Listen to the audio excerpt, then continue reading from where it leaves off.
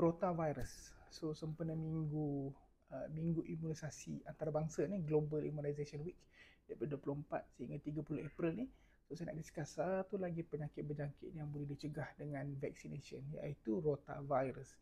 So rotavirus ni adalah jenis RNA punya virus, dan dia di antara virus yang selalu menyebabkan cerit-berit, diarrhea, acute gastroenteritis AGE di kalangan kanak-kanak.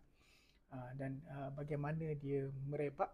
So rotavirus ni dia merebak melalui fecal-oral. So fecal-oral maknanya daripada najis, kan, dia punya reservoir dalam usus manusia. Mammal pun boleh, tapi mainly manusia. Dan dia merebak melalui daripada najis ke mulut. So bagaimana kadang-kadang kan kita, sebab dia biasa teruk pada kanak-kanak yang masih bayi kan.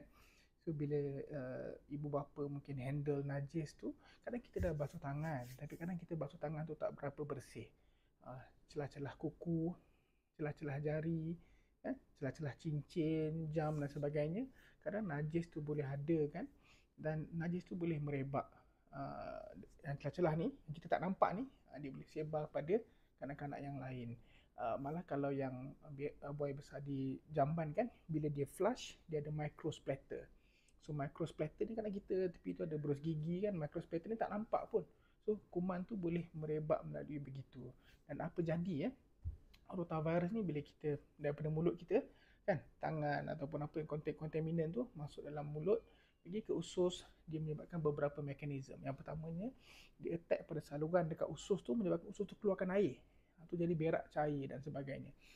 Itu fasa pertama. Dan fasa kedua je, dia menyebabkan dia attack bahagian usus yang keluarkan enzim lactase.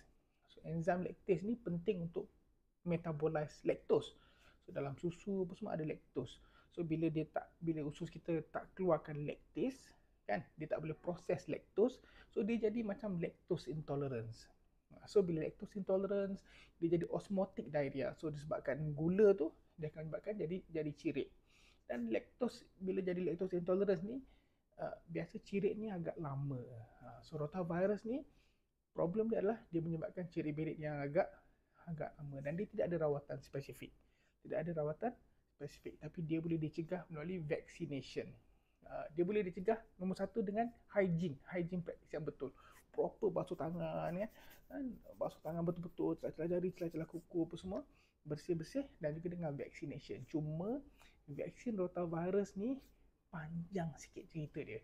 So esok saya akan cerita panjang lebar pasal vaccination untuk rotavirus dan apa rawatan dia.